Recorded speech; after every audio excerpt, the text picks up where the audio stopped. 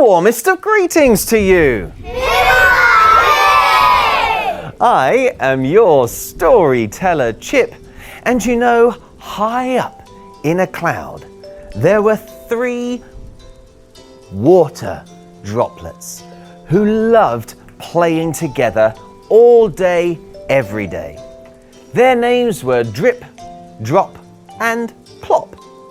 And these 3 water droplets, they would spin together, and they would loop together, and they would whirl together, and their parents would say, drip, drop, plop. When will they stop? But there came a day when they did stop. The time when their cloud arrived at the highest mountain in Montana.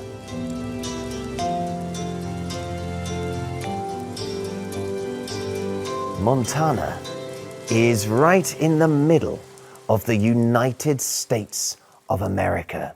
And this mountain was right in the middle of Montana. And as the cloud arrived at Montana, it got higher and higher and higher to try and go over the top of the mountain. And that meant it got heavier and heavier and heavier.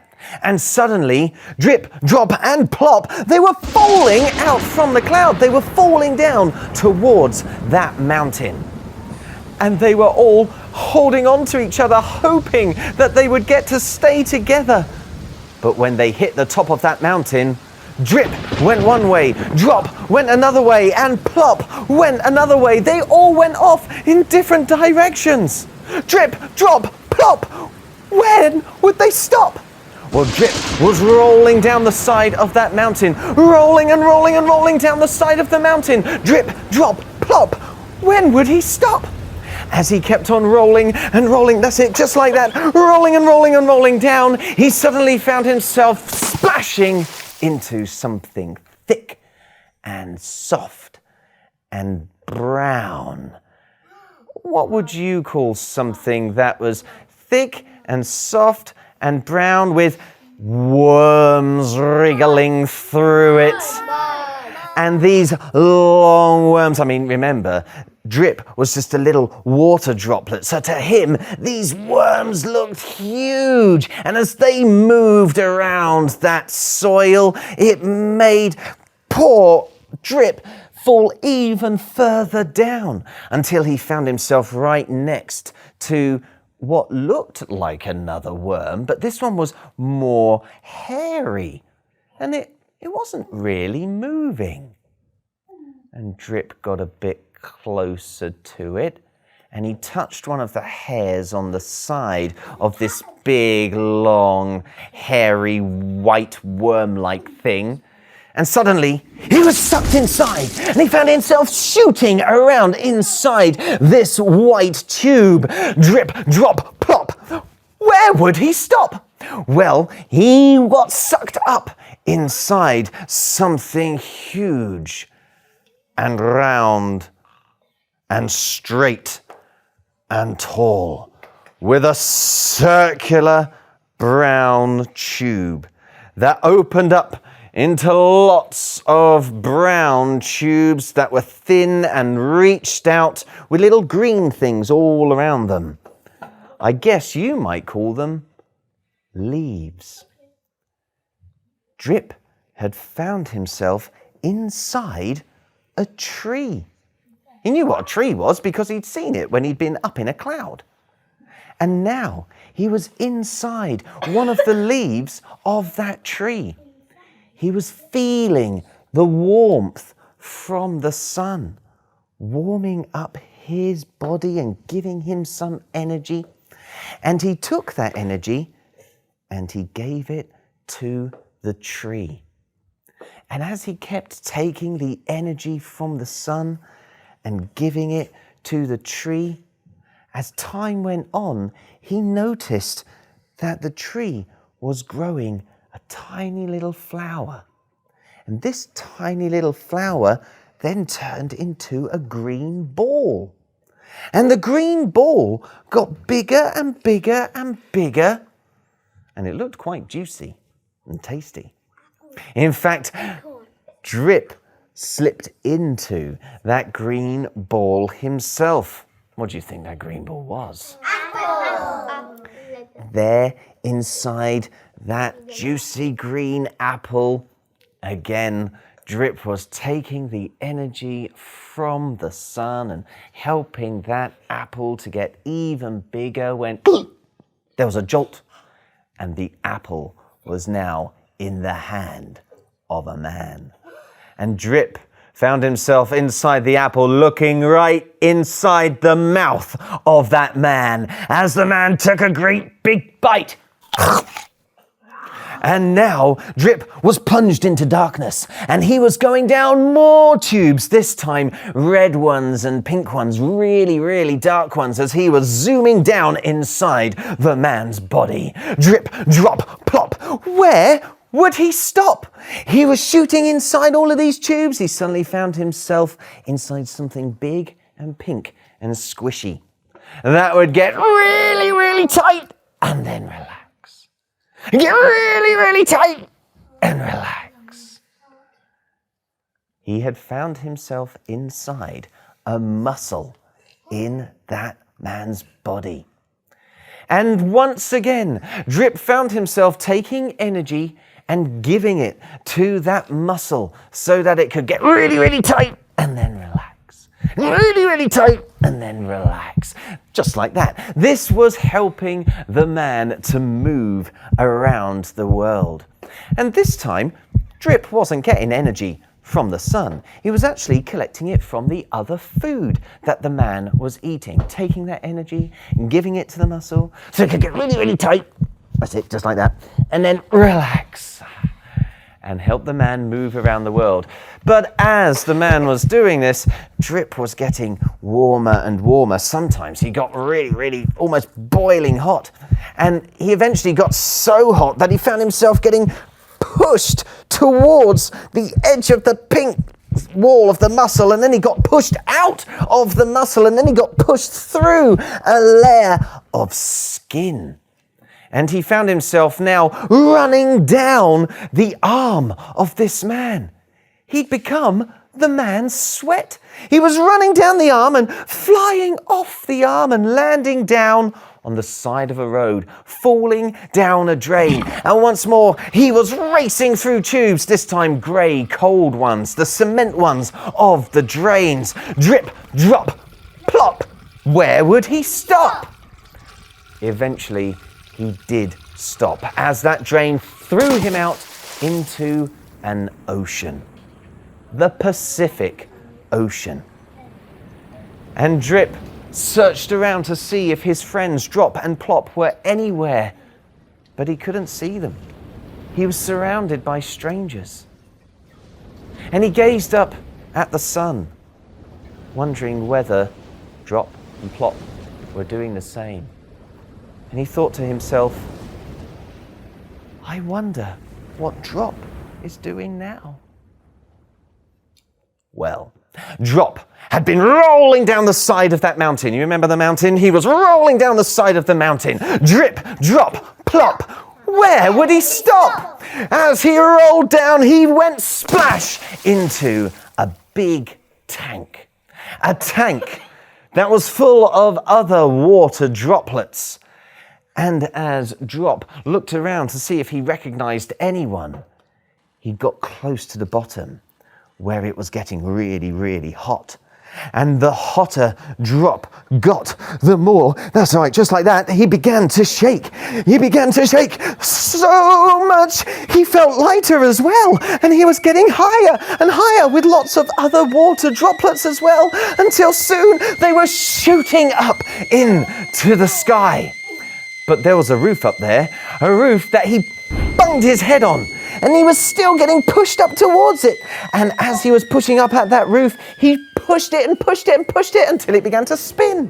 It was like he was turning a big wheel with the help of lots of other water droplets that were made really, really hot. And as they pushed that wheel, there were other wires nearby that were sparking with electricity.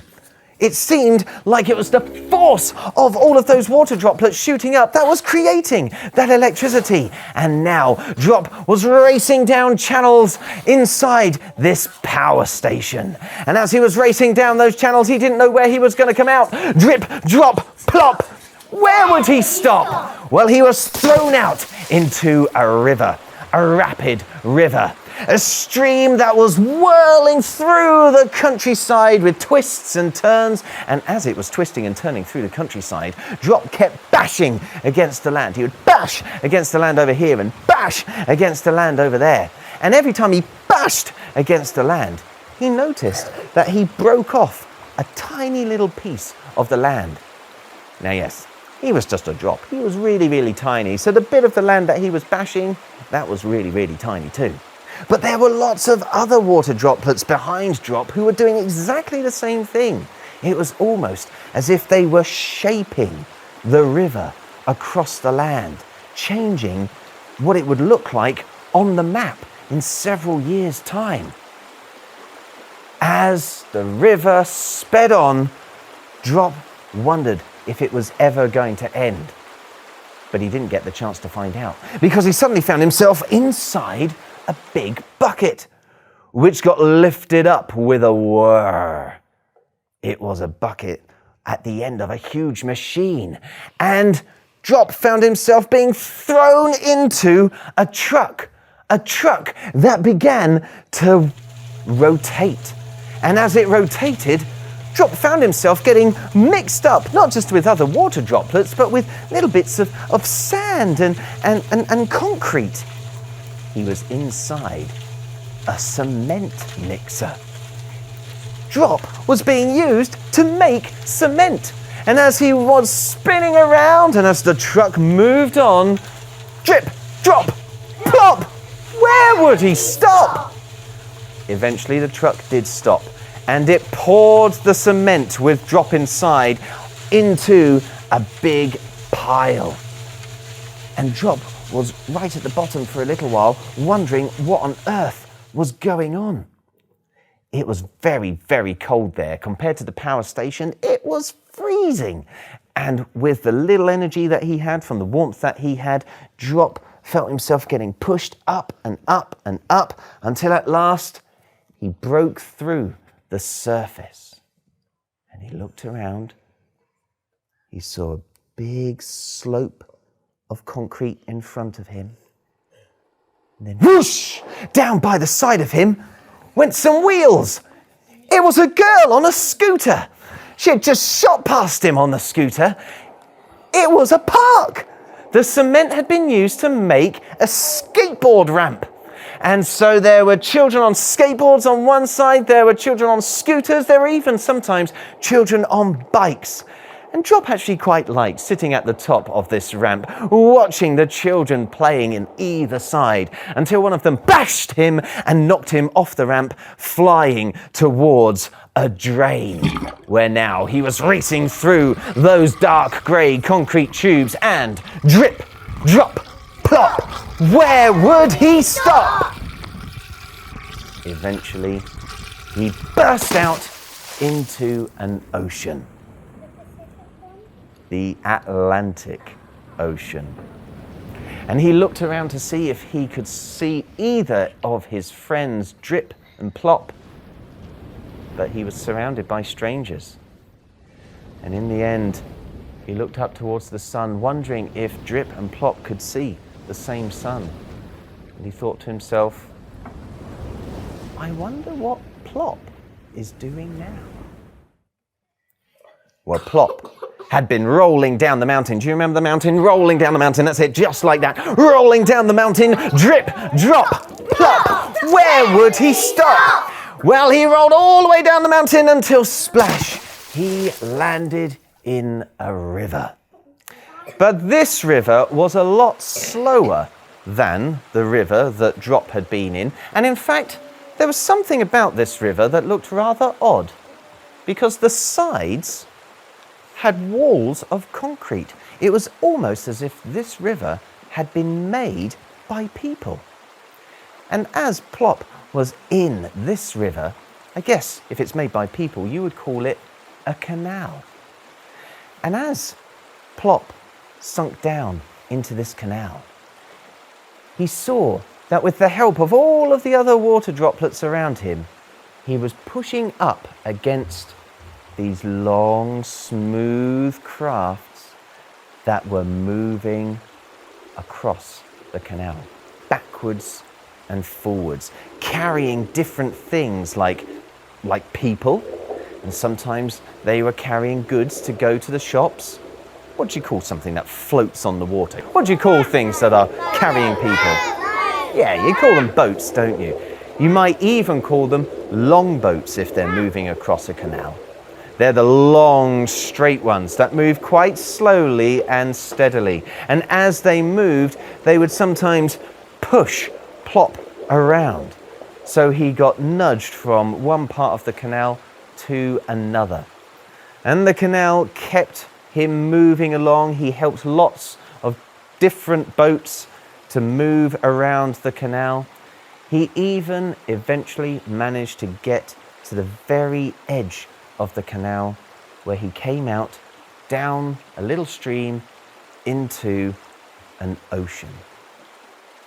But this ocean was really, really cold because it was the Arctic Ocean. And as he moved through this Arctic Ocean, he got slower and colder and stiller. Drip, drop, plop. Where would he stop? Plop soon couldn't move. He was stuck inside a wall of ice, looking up at the sun, which seemed further away than ever, even though Plop had been in a cloud before. And as he looked at it, he wondered where his friends were. He couldn't look for his friends because he couldn't move.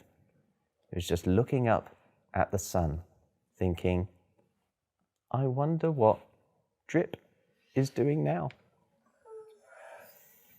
Well, you'll remember, I'm sure, that Drip was in the Pacific Ocean, thinking about his friends while looking up at the sun. And he was thinking about Drop, who was in the Atlantic Ocean, thinking about his friends, wondering where Plop was.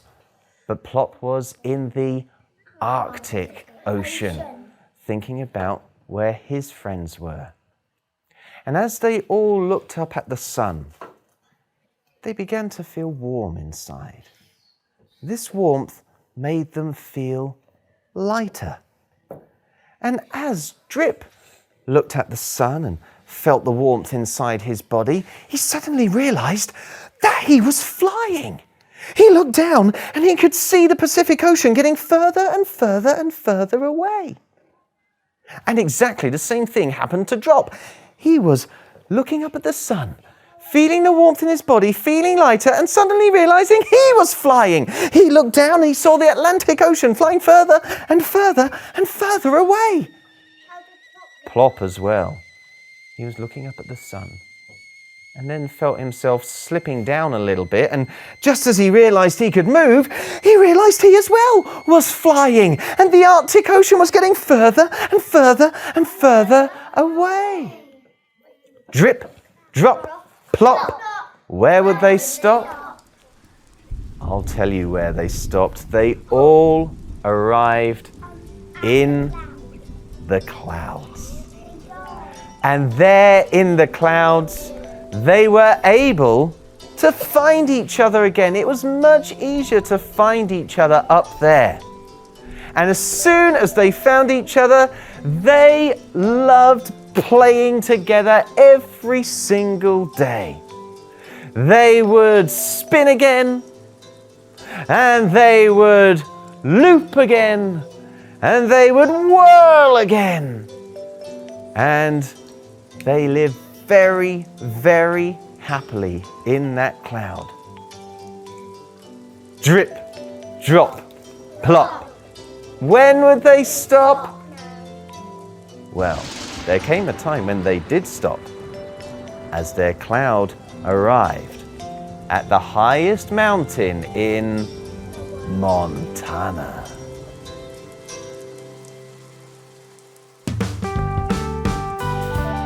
Thank you so much for sharing that story with me. It's like 3 stories in one, isn't it? I think that's why it's one of my favorite stories. And we learn so much about water, although we don't get to learn why seawater is salty.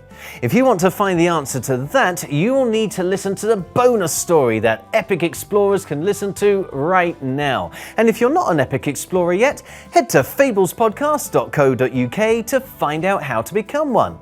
While you're there, why not also have a go at our Epic Challenge? If you send some of your creativity to me, you never know, I could have a very special gift to send back to you. Right now though, it only remains for me to say cheerio, and I hope to hear your story soon. So, cheerio! And I hope to hear your story soon.